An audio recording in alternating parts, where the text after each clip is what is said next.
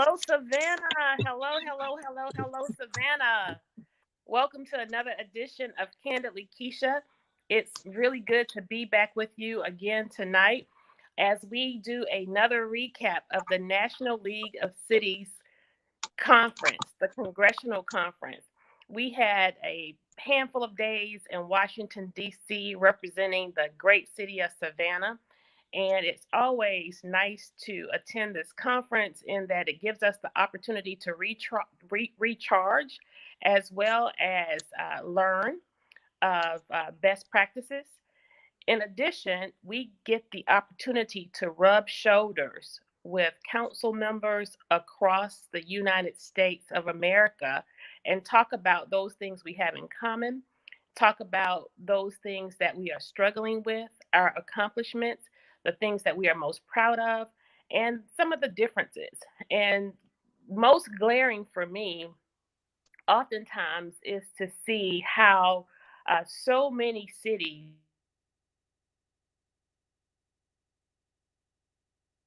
are many instances where there's evidence that they all are of the same party affiliation. They all represent various socioeconomic backgrounds as well as race. And the majority of the individuals we connected with this year, basically, it was refreshing to see so many of them really getting things done for their entire city. And so that's the greatest hope that I have for here in Savannah is that not just one group will be served or one demographic in our community will be served, but that all Savannah is represented. And so as we delve in today, I asked two of my colleagues to join me to talk about what their experience was. I had an opportunity to attend a number of sessions. It's exhausting. The sessions are jam-packed, starting at 8:30 in the morning all the way through 4 o'clock in the afternoon. And you have the opportunity to sort of cherry pick and register for the sessions before arriving at the conference. But once there, there's so much you can just, so many times where you can just pop in and out. This year, we were fortunate to hear from our president of the United States, Joe Biden, as well as Nancy Pelosi, uh, Bu- Buttigieg. I always struggle with his name. And we also heard from a number of individuals within President Biden's cabinet, Ms. Rice. And so they offered several accounts of what's going on across the nation. And of course, first and foremost, they were most concerned about one, our economy, but two, Ukraine and the situation that's playing out with those citizens there. And so our heart and prayers are with them as they continue to get through the war that they are currently in. But without further ado, I want to give Alderwoman Alicia Miller Blakely an opportunity to chime in and let us know some of the highlights she had by way of a takeaway. And I would be remiss if I did not acknowledge some of the off campus visits we were able to make on behalf of the city with regard to our connecting with our congressman and our senator. Alderwoman Blakely. Hi, everybody. How's everybody? Alderwoman Gibson Carter, thank you so much for the opportunity to come on your show. A lot of times you come on my show, but it's not that often that I actually do come on yours. One of the main things that I took away from the visit in DC was the fact that we had the opportunity to actually meet with our Senate representatives staff in reference to Yamacraw Village and the Weeping Time properties.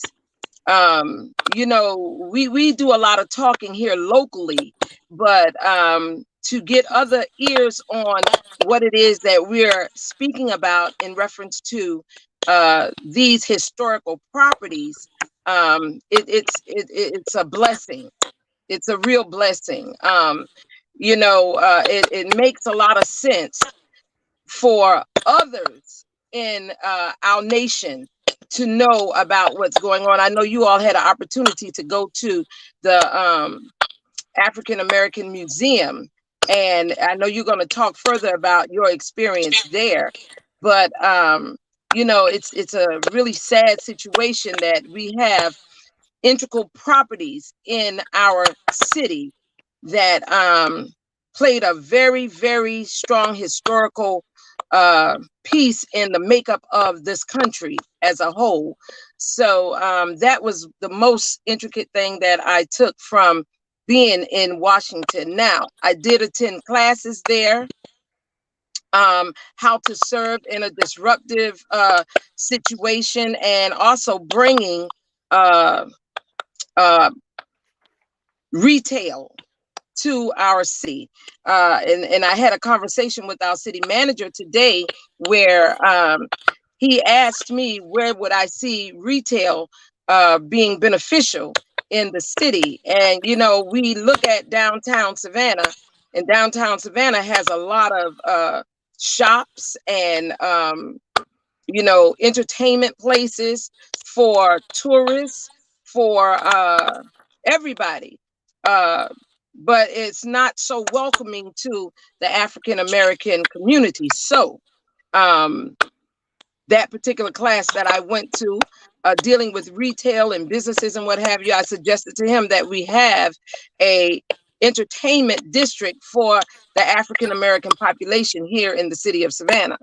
Um, and that was pretty much what I gathered from uh, DC. As you all know, those that watch my page as well, I had a situation where I had to wind up going to the emergency room because, in DC, they say one block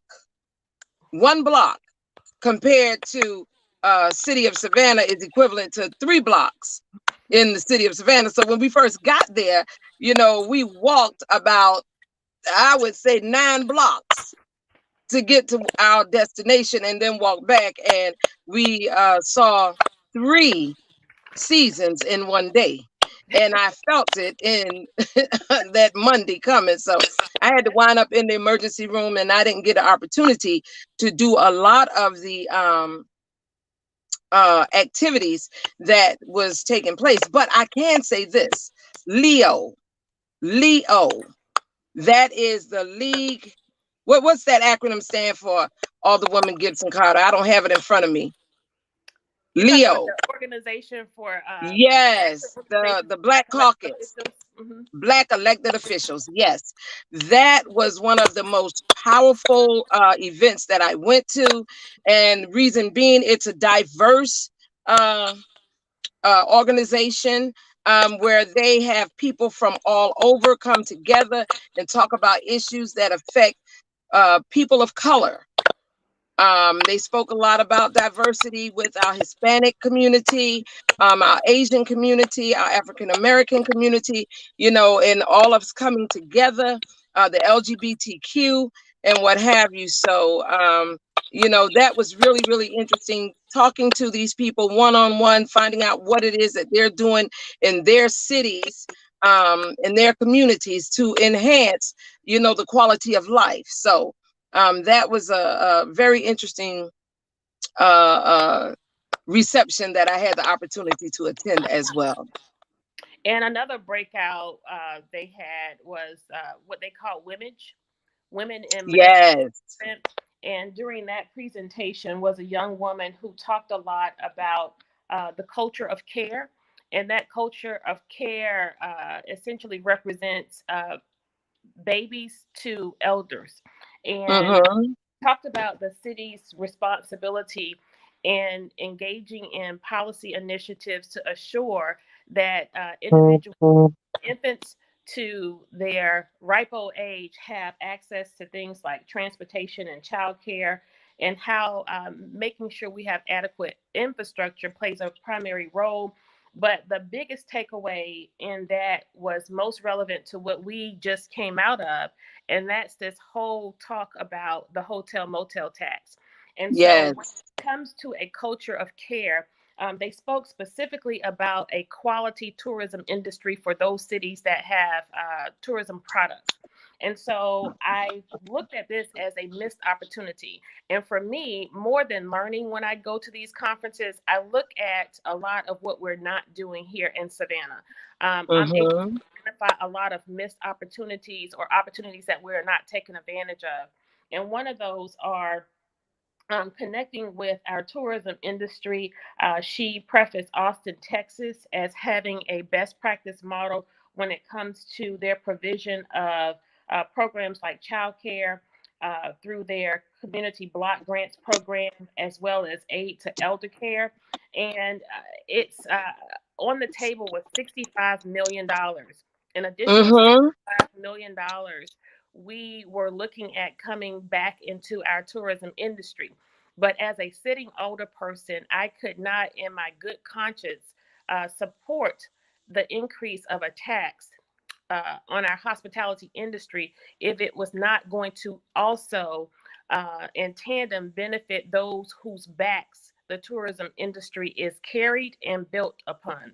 And so, if we are paying hotel workers who clean toilets and make beds under $13 an hour, and they have to leave those places of work to go to another job to afford market rent in Savannah, we are contributing to the deficiency that exists in our community where elements like crime and some of our most Mm-hmm. pressing societal and social ills are concerned. And so, making these connections and making them stick is something that I really want to look to. We also attended the public safety session, and we know Yes. that crime is a crisis across the United States, from police attrition and to this whole notion of defunding the police to issues related to Black and Brown communities where community policing is concerned. These were some of the talks that we've had. In addition, we know that gun violence is rampant across the nation, but Mm-hmm. I subscribe to the fact that we can control what we have going on here in Savannah. We can do a better job of controlling the criminal element because our bearing capacity and the resources are great here. Right now, what I want our citizens to wrap their heads around are these ARPA dollars that are coming to the communities across the nation, including our city and Yes. including our county. Our Board of Education is a recipient of $95 million in ARPA funds. That's the relief funds through the CARES Act. We also have an additional 60 million for the city of Savannah, and I think Chatham County Mm-hmm. is in position to receive $55 million. And so we're talking over $200 million to this county between the Board of Education, Yes. Chatham County, and the city of Savannah. With that type of resource over the next 2 years, there should be no lack and no want among any demographic in this community. And what we want you all to do is to position yourselves so that you are holding these entities accountable for expending and allocating those resources in a meaningful, rightful way. Take, for example, just at our last meeting, we had a great discovery. Our city manager was seeking approval to amend $1.2 million grant via relief funds that we had no idea we had sitting in the bank. So these were funds that were Wow. actually sitting in the bank at the height of the pandemic. And during our budget process, no one ever mentioned this. But when I raised my hand when we first came on council and said forensics audit, everybody just went haywire. And so when the money is funny, you have to keep your eye on the ball. You have to keep tracking. Yes. And that's what we are here to do. Not only are we here to assure accountability and to assure that communities are represented, we are also here to be a keeper of the watch. And in doing so, sometimes as those pieces roll out, it doesn't always sound good. We were also a part of the homelessness panel. And again, what's happening here in Savannah is reminiscent of what's happening across the nation. Nonetheless, we have the bearing capacity and we have the resources to do better in Savannah. We can become Mm-hmm. a model. We can become a standard. And Alderwoman Blakely, you had more information in terms of uh, federal rules or federal policies that would Yes. allow and Yes. As a matter of fact, I don't know what's going on. You're kind of breaking up a little bit. You're going in and out, but hopefully they can hear me. I was shocked when we got to Washington D.C. to see that individuals actually set up tents on federal property, and we were asking questions, how is that possible? And there's actually a law that says that there's nothing that can be done to these individuals setting up on federal property, because this is what they pay for as well. So here in Savannah, when you see individuals panhandling or just laying around, they automatically know that there's really not a lot that we can do in terms of getting them off of the mediums and what have you. But there are certain things that we can put in place to make sure that their safety is what we want to make sure, that they don't hurt themselves or hurt someone else. We can put in ordinances or policies in place, and hopefully we'll be able to do something like that. And I also want to reiterate what you said about the hotel motel tax. You said it in a really nice way, but I'm going to say it this kind of way right here. First and foremost, the reason why, and y'all will probably hear other people talk about how we left $65 million on the table. Yes, we did. And the reason we did is because we only asked for 7.5 million of 65 million to be given to individuals who work in our hotel motel industry, so that they could have adequate housing, they could have childcare, they could have health care, they could have things that would benefit them, so that they wouldn't have to work 2 and 3 jobs at a time, leaving their children unsupervised.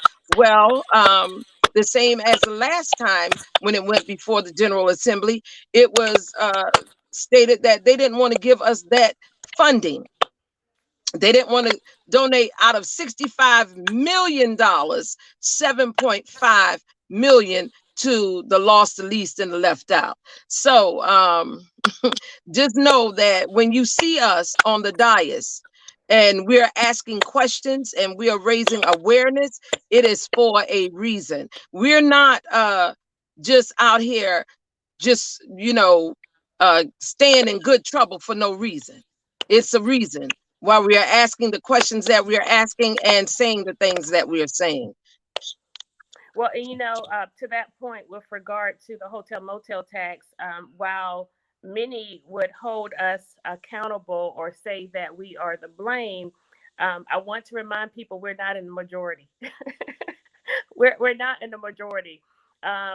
Rarely are we getting those things that we're advocating for. So it wasn't just the minority on council, and by minority, I don't mean as a woman or an African American, but minority Mm-hmm. by way of the vote.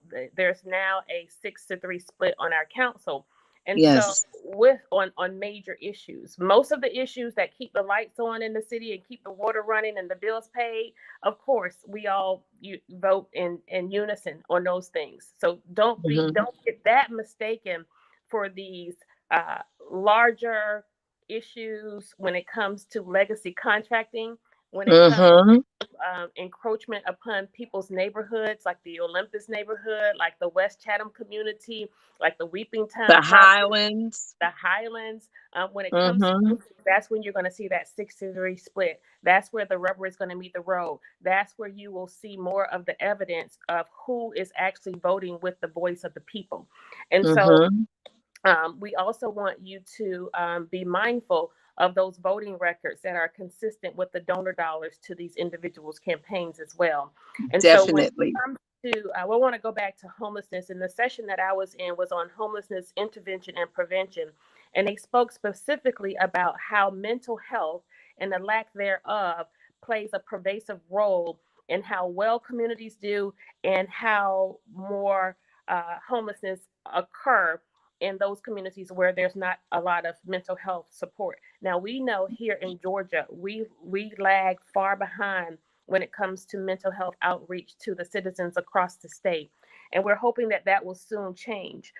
There right now are dollars available to states within the United States to get relief, Lots. but Georgia is not on the list because our governor did not accept those proceeds. And so, what we want you to know is that despite that, there is a national effort through through our suicide hotline.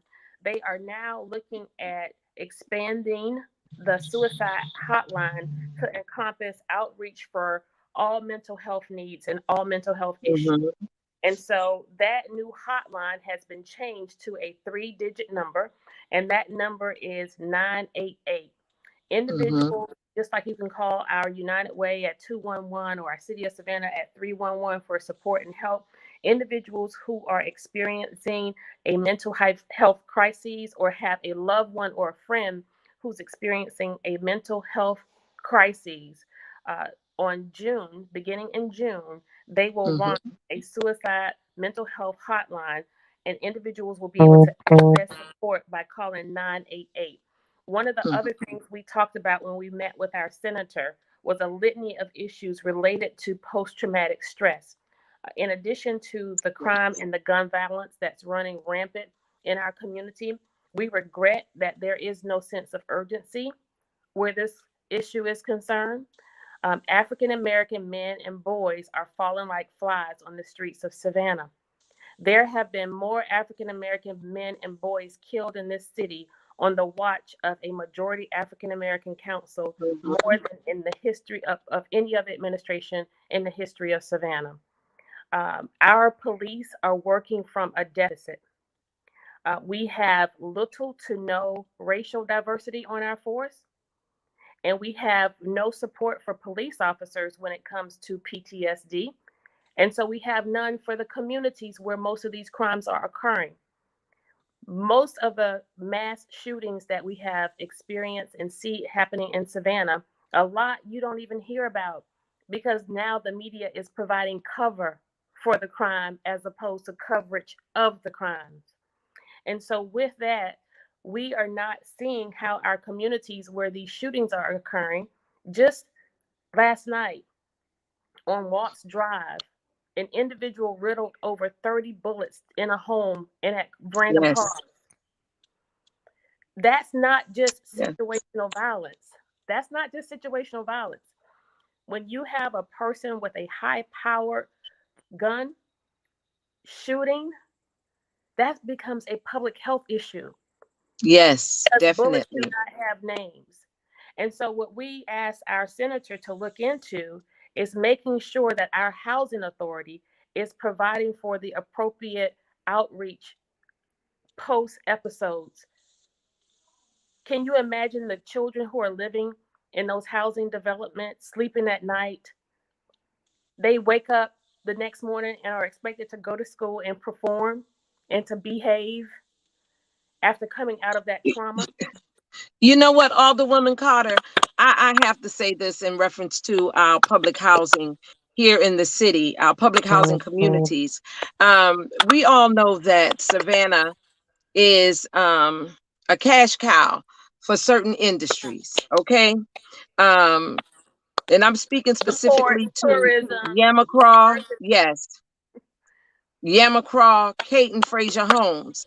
Um, when you look at those particular housing communities, I'm not going to call them projects, I'm going to call them communities because you have people in those areas that, you know, love each other, even though you see a lot of the violence and you know, impoverishedness and what have you. You have people that actually genuinely love each other and love those communities.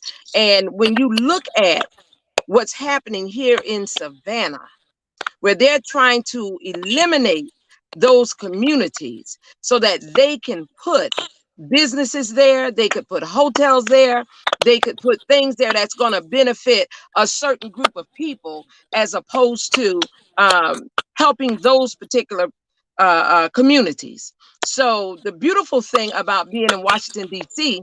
is that we found out that there are laws and processes that they have to go through in order to do the things that they want to do with those particular communities. Now, a lot of things has happened in the past, but they have never, our current housing authority has never been called to the carpet or held to task as to what it is that they were doing, if it was legal or illegal. But And I we just have want to say issues. this.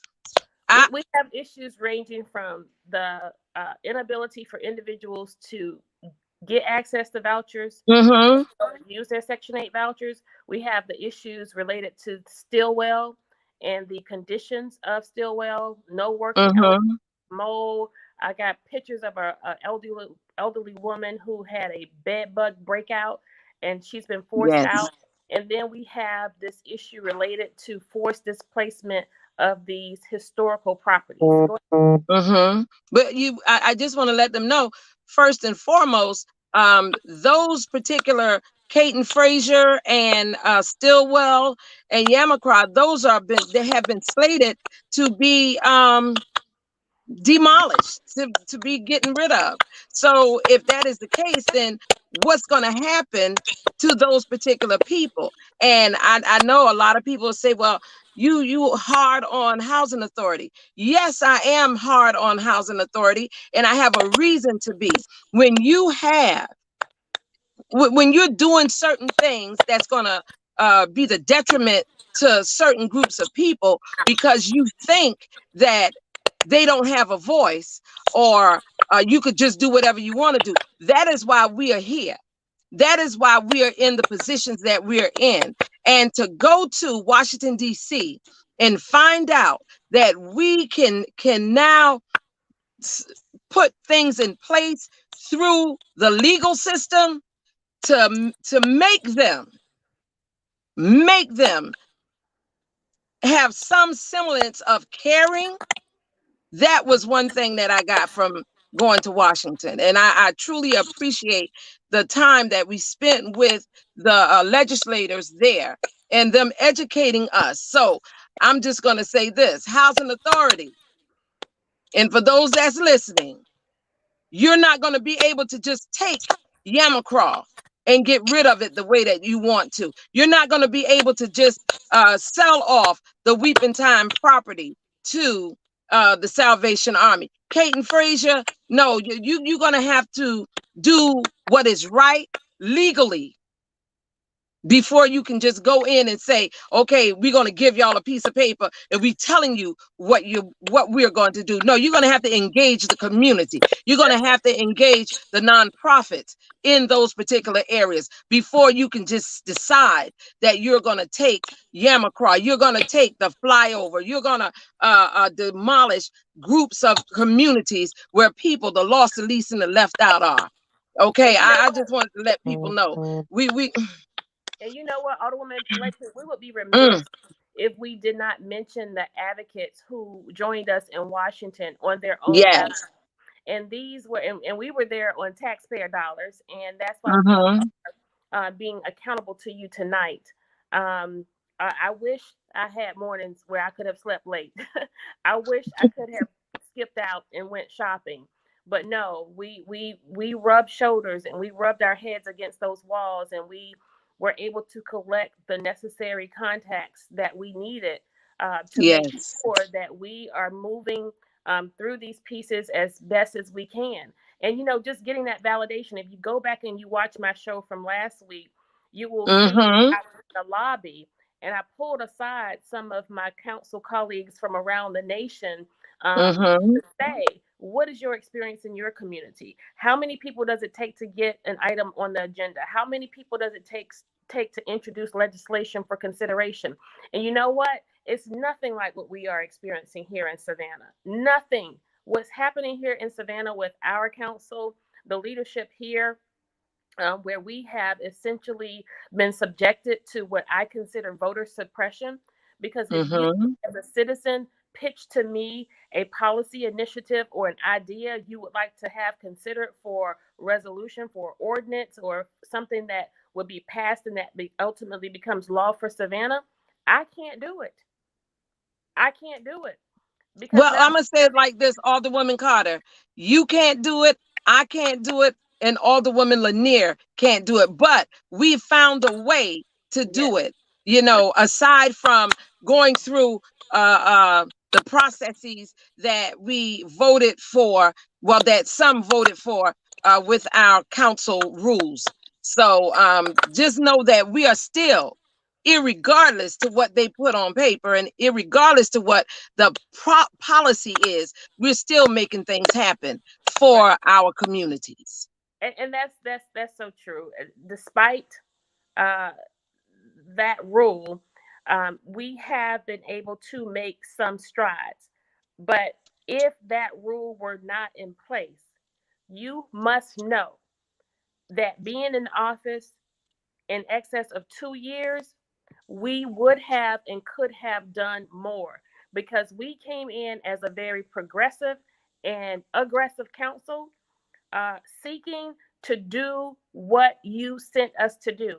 In Exactly. 2019, the electorate sent a strong indictment and mandate to those who were going in: no more business as usual and no more politics as usual, no more establishment business. We were supposed to be investing more in people and less in brick and mortar. And in short Mm-hmm. order, it seems as if the baton from the previous administration was taken and they are running with it. And we're just trying Exactly. to run next to them to stop as much as we can.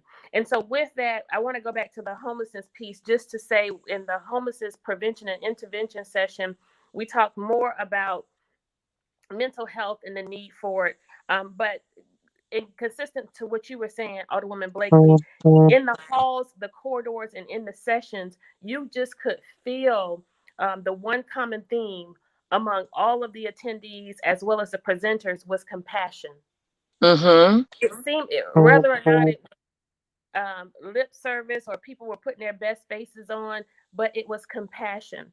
And that was the presentation mandate from this particular session presenters, is that we approach tackling our homelessness issue in our communities with compassion, recognizing that these are individuals who are in trauma. And as a result of the conditions they are subjected to, oftentimes their mental health and physical health conditions become exasperated. In addition, one of the things that I hadn't thought of, they encouraged us to track and to check to see how many people are actually dying as a Dying. result of Yes. being homeless. And they basically stated that those numbers are rising across the nation. In addition, the fastest growing demographic of the homeless population are elderly women. Mm-hmm. That was another eye opener for us. And so they basically just encouraged us to meet our homeless population where they are, engage humanely, and create opportunities where we're thinking outside of the box, like utilizing some of our unused retail space to provide support to them. So lots of Yes. ideas, lots of things that I'm going to put together and present to our city manager. And they also encouraged us to engage more with landlords so that we're engaging in work that prevents family and the working class homeless as well. Alderwoman Blakely, you were going to say something? Yes. You know, we put a lot of emphasis on our homeless population because it is growing. And you know, I'm actually now seeing, Alderwoman Carter, people who I knew growing up. I told you about an experience that I had Yes, about that. 2 weeks ago, where a young man who I went to church with, um, I walked into the store and he asked me if I would buy him a fountain drink, a Mr. Pibb fountain drink. And I said, yeah, hold on, let me get my gas or whatever. And when I went to get the gas, I looked at him and I realized who he was. But the young lady who was behind the counter, she was like, don't give him anything. Don't do this. Don't do that. And I told her, I said, baby, that's not me. I'm going to help this young man because I know him personally, and I just think that we as a people need to have more compassion for our homeless population. We need to have more compassion for our lost, least, and left out.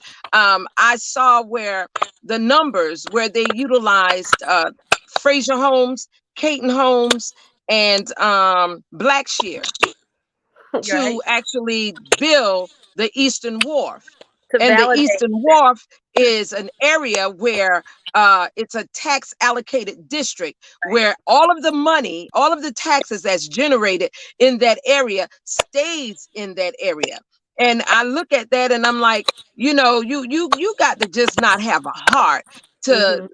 the individuals that did this. They just don't care, because if the Alderwoman Lanier always talks about a community benefits agreement with our homeless population. When they built that Eastern Wharf, they should have had something in place Yes. that Yes. would have benefited those people Exactly. that live under the bridge, even Because if it guess was what? just a huh. Because guess why? They were there before the Eastern Wharf. Exactly, And exactly. And even if it was just a building where individuals could go and take a shower, wash their clothes, or uh, just some a clinic or something to assist them, because that particular project, that particular community, the Eastern Wharf with the tax allocation, they they have a whole lot. They hmm have an abundance over there, and to give those people, even if they wanted to put something like that under the bridge, you know what I'm saying, or across on the Tybee Depot, we got to do better as a community. We have got to do better as a community. And I'm so thankful that we did go to DC, because we found out that there's lots of resources, lots of funding that you can come down through the federal government to help us with those types of projects, so and where else are you hearing this, people? Who else is talking about this? And here's what I say to folks. I go on my little spin. One thing for certain and two things for sure.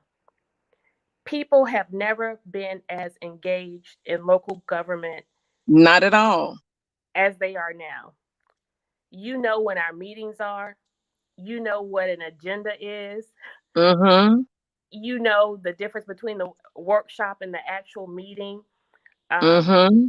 you know more about who your district alderpersons are. You know what the at large alderpersons mean. Uh, you now know that every citizen of Savannah has four representatives. You know what our budget is for the city of Savannah. For this fiscal year, it's $479 million.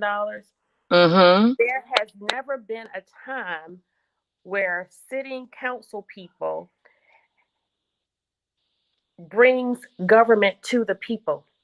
Exactly. We are dialing this down and framing it in a narrative where people feel like they actually own the government. And that's Mm-hmm. our goal. Our goal is to empower you to take your rightful place. You don't ask us for what you want, you don't tell us, and you don't beg us. I'm sorry, you don't ask us and you don't beg us. You tell us Mm-hmm. what it is that you want. Exactly. And then we Yes. want to inspire you to hold us accountable. And Mm-hmm. so the level of engagement has never been what it is today. And for that, I am very, very proud. Whether you Yes. agree or disagree, and whether you come to the table for the sensationalism, because if you come and you say that you heard something on the news or you read something in the paper, undoubtedly it's not the right assessment of what really happened. We encourage Exactly. you to tune in and listen to the message behind the message that plays out on television.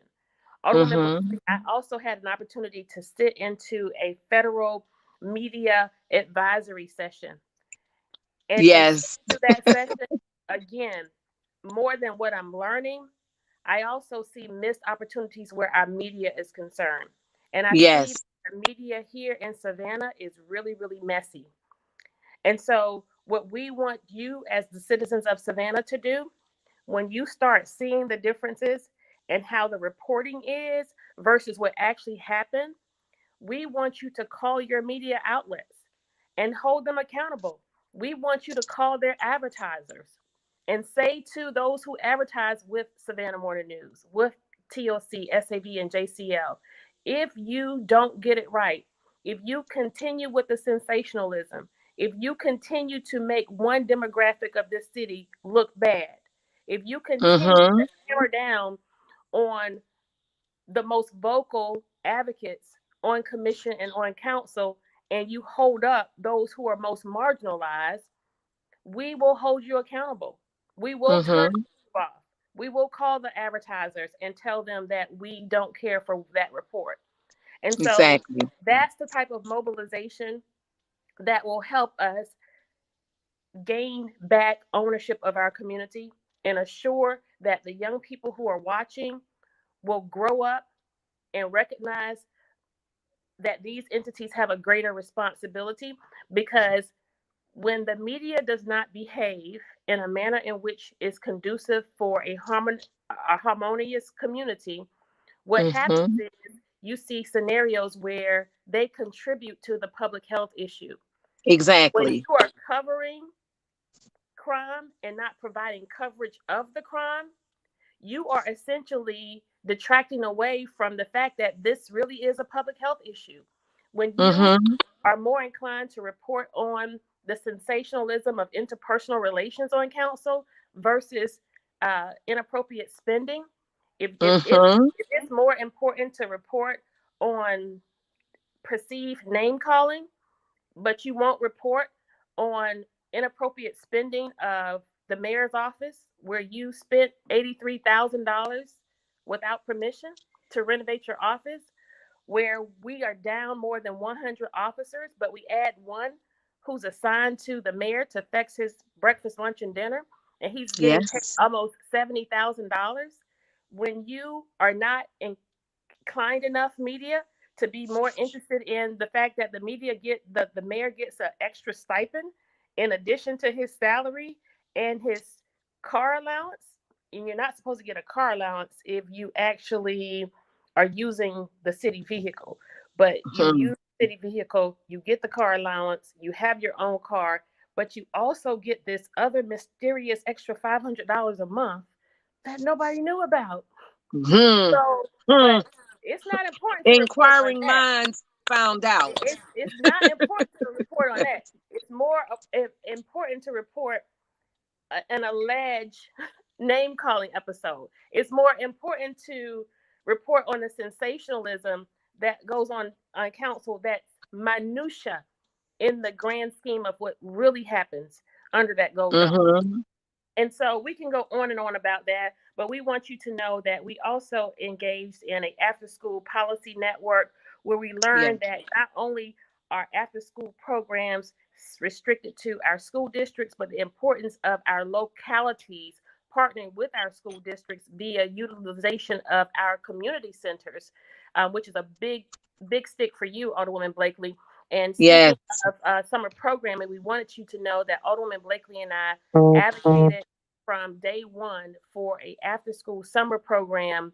I'm sorry, for Yes. a summer work program for our youth. And that's an example of one of those things that didn't get to see the light of day, but we are still pressing our way.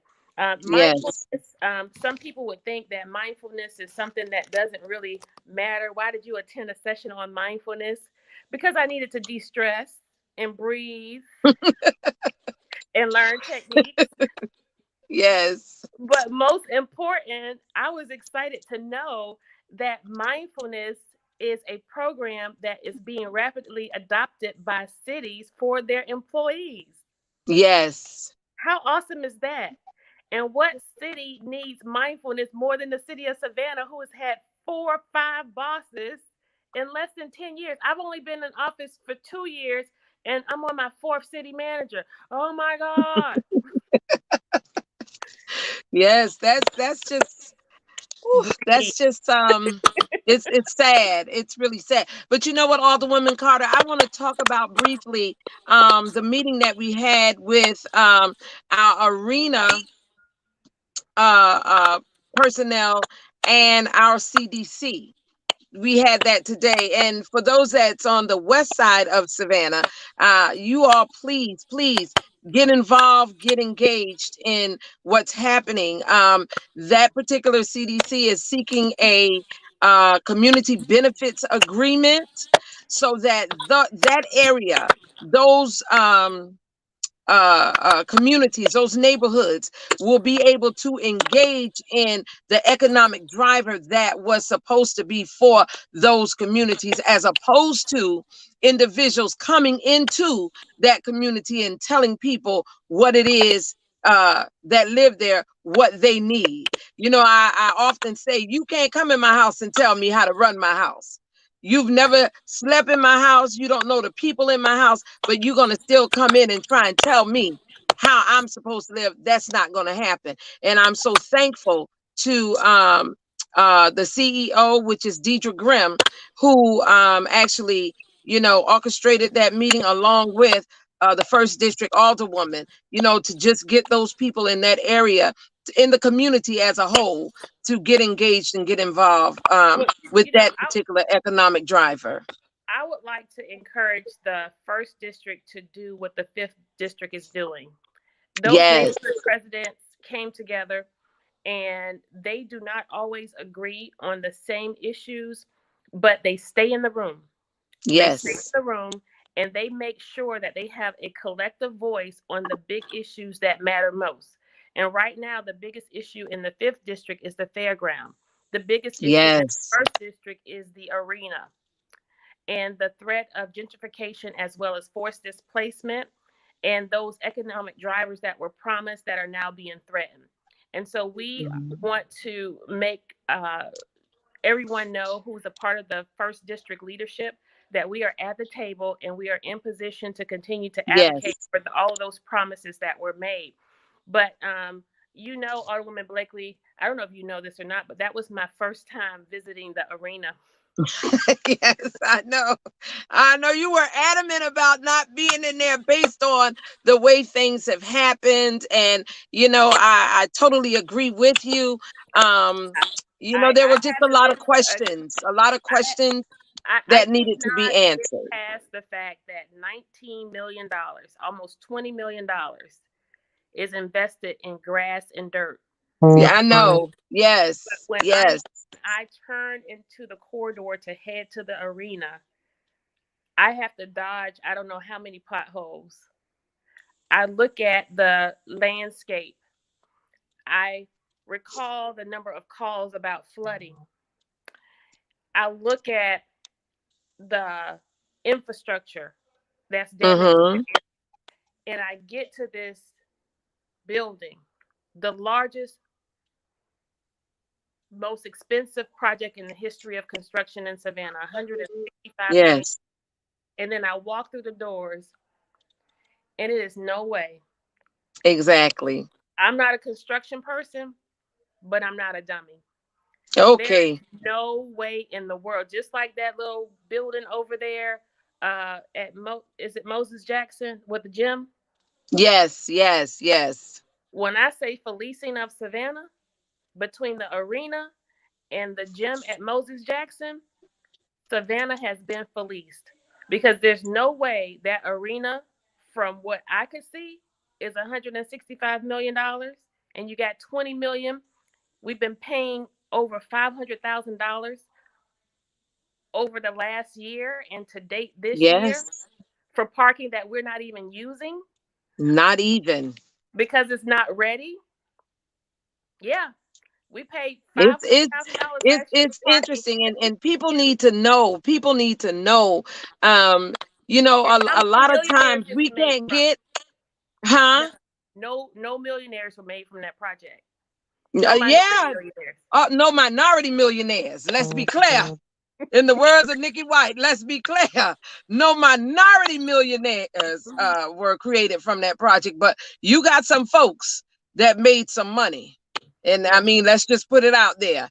Uh, uh, I just look at it and it hurts my heart. It hurts my heart, especially when our DBEs were promised that they were going to get a piece of that pie.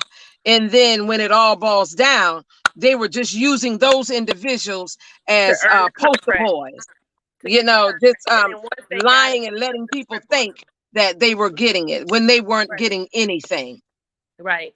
And we have seen that theme throughout various projects, but for this one to be the largest project in the history of Savannah, that we Yes. have essentially changed the lives of business owners in our community, is Mm-hmm. sad. And we see how the airport in Atlanta, as large as that project was, we see how when it was put together, there were intentional economic drivers that were. Yes. Uh, Put out there for individuals. And right now, to this day, Atlanta boasts of making the most African American millionaires and minority millionaires Yes. from that after from that But you know area. what, Alderwoman Carter? That's because they had a progressive, conscious thinking mayor. Maynard Jackson said, before anything else happens on this project, if we do not engage our minority businesses, then we won't do anything. And we won't finish this project. So what he did was he found something that our DBEs, our minority businesses could do. And that was they laid the foundation for that airport. They laid the concrete, the runways. We didn't even do that here in the city. Mm-mm, We didn't do anything in the mm-mm. city to create Wealth. millionaires, to create thousandaires. Mm-hmm. In my opinion, we had a young This. man who was trying to deliver. He had a trucking business who was trying to deliver the elevators and what have you, and they did everything in their power to stop this young man. But I'm thankful that he pressed on, and he actually still sent the invoice for what they had promised him that he was going to get. And he didn't do the work, but he sure got paid. And that And was that's to a your yeah, I credit. said it moment. That was to your credit, because if you were Yes, not at the table, his voice would have never been heard. And so, exactly. and as much as people are saying we're not doing, there's a lot that we're blocking and there's a lot that we're stopping. But we Yes, are continuously grateful for those things that we are and have been able to accomplish, like getting that direct fiscal support for our Little League recreational center, yes. making Shouts out sure to that you. making sure Yes, that our local charities got 100% of everything they applied for through our CDBG and ESG dollars. And so yes, we are staying the course. There were so many other sessions that we attended, Alderwoman Blakely, from the national conference. But we want you to know that we came back with some wonderful ideas and some wonderful thoughts for programs and activities, and you'll see some of that rolling out pretty soon.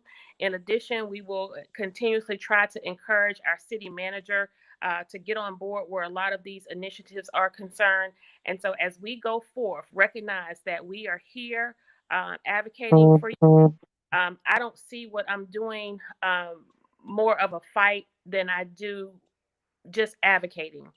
yes, Advocating and working on behalf of the people. And so, with that, we want to say thanks to our sanitation department for yes, the job they did yes, in cleaning up after St. Patrick's Day. Again, congratulations to our Irish community for a wonderful St. Patrick's Day weekend. We had awesome weather. Up until the last day, of course, but we're happy to be able to start seeing the light of day.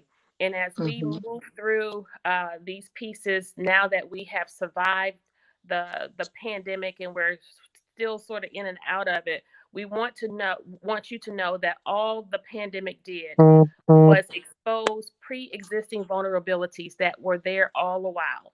And so yes, now that that is um, the known fact, we want you to know that we're continuously working to make sure that the most underserved in this community get served.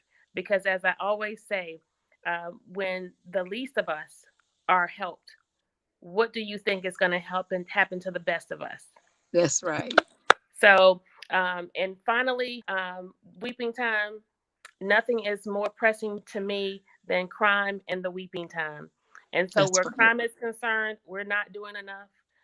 We have been, I want full disclosure, we have asked several times that we go into executive session so that we can discuss this issue related Yes. to uh, our crime situation. Ultimately, that ties into a personnel problem. And so we have not been listened to. We have not, our request for an executive session has not been honored. And I don't know how responsible that is for a council to do business 2 times a month. We don't spend money once a month. We spend millions of dollars twice a month. Every 2 weeks, we spend Yes. a whole bunch of money here in the city of Savannah. And how is it that we're settling cases in and out of court? We're not connecting with our attorney one on one. It's just really, really irresponsible right now. And so those are Well, going to be well, you know what, Alderwoman Carter? Let me say this right here. We're dealing with that now, but you said something that was so very important and so phenomenal when you said you're not worrying about the chair because you're going to be the mayor. And that is so true. You know, and I thank God that you actually decided to run for our mayor because, and this is for your viewing and listening audience, if you want someone in that mayoral seat that surely, surely cares about the people in this city, then you will vote for Alderwoman Kesha Gibson Carter to be the mayor. and you know, And that's another yeah, I said it moment. I really appreciate that, Alderwoman Blakely. Yes. I want to thank you for extending your platform for me to Oh make yeah. my platform clear for my bid. But do know, people, I came to City Hall with a team that I thought was going to be the best that Savannah has ever seen.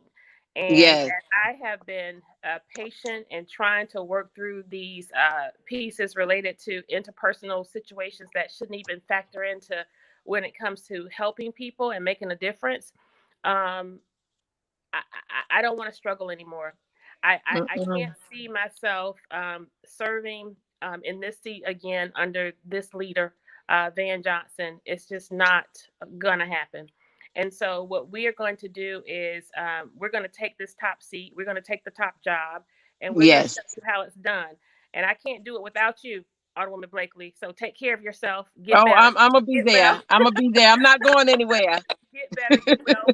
But what we want to Yes. close out and acknowledge that it will be KGC in 2023, and you'll hear Yes. more about my campaign. You'll hear more about my campaign as we get through these next couple of months. But in the interim, Alderwoman Blakely, by your side as my post two, in this seat of post one, I'm going to continue to do what the citizens of Savannah sent me to do in 2019, Yes. and that was to be your advocate, and that I will challenge the status quo and advocate for all of those things related to what's reasonable for our tax-paying citizens, your roads, your sewage, your taxes. And again, that's another thing. We were only the three of us, me, you, and other woman, Lanier, voted to roll the taxes back so that you would not be experiencing that tax increase that you are experiencing Exactly. right now. But by April 1st, for those of Exactly. you from medical exemptions to age exemptions, you only have until April 1st to Yes. file for those exemptions. So get down to your tax assessor's office and call Sonia Jackson, our tax Mm-hmm. commissioner, and she can help you out there. Weeping time, finally in DC. On our last day, I had an opportunity to visit for the first time. I've never gone. The African American Museum there. Fascinating, fascinating. It definitely does take at least 3 days to get through it. And it does physically, you can do it in like 2 hours if you just like go through. But to really uh, slow down, take it in, read all of what's there, and to contemplate. It could take at least 3 to 4 days, but Yes. most moving for me. And I shared this with the residents at the Tatumville Neighborhood Association. I want to encourage each of you who are citizens of Savannah and live in neighborhoods where there are neighborhood associations to join your neighborhood association. Yes. Get involved in your community, because I'm telling you, Savannah is changing. She's changing fast. And in 2 to 5 years, if something doesn't change with our leadership, Savannah, as we know her today, will not be our culturally blended community anymore. And so that's Not what at we have all. to change. But there in DC, in the nation's capital, there was a tribute, an exhibit of the Weeping Time. Yes. The names of the women, the men, the children who were sold into slavery this month in 1859 was there in DC. And I Mm-hmm. said, in our nation's capital, in the African American Museum, there we have a memorial of sorts Yes. in DC. And right here in Savannah, Georgia, where it actually happened, over on Augusta Avenue, less than 7 miles from my house, Yes. we don't honor her at all. There is Something nothing is wrong. from crime to the weeping time. Something is wrong. Savannah, I love you, and good night. Yes. I'm back. I'm actually sitting in my car, so it's real dark. It's like I have a silhouette, a black, what they call it, a black background. I know It's it's like the green screen, a black screen around it's me, but I'm actually in my car. it's nice. Well, I just closed out the show, so we're good. We're good. Oh, okay. Good to go. Good to go. I love you, Savannah. Alderwoman Blakely, thank you for coming on the show tonight. Oh, you are And, so welcome. Thank you for and having me. we have a city council meeting this Thursday. Tune in and hear and Yes. listen for yourself.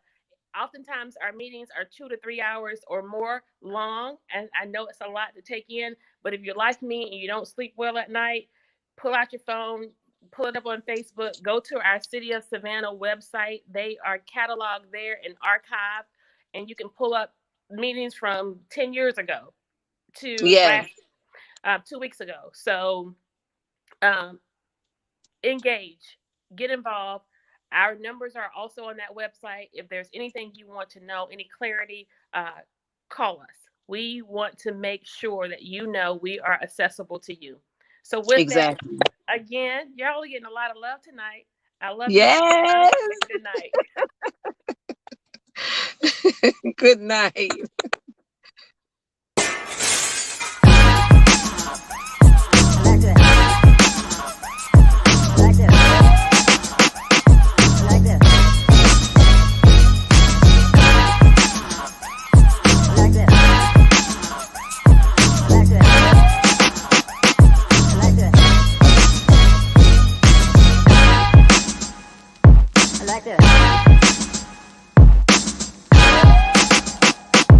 Like this.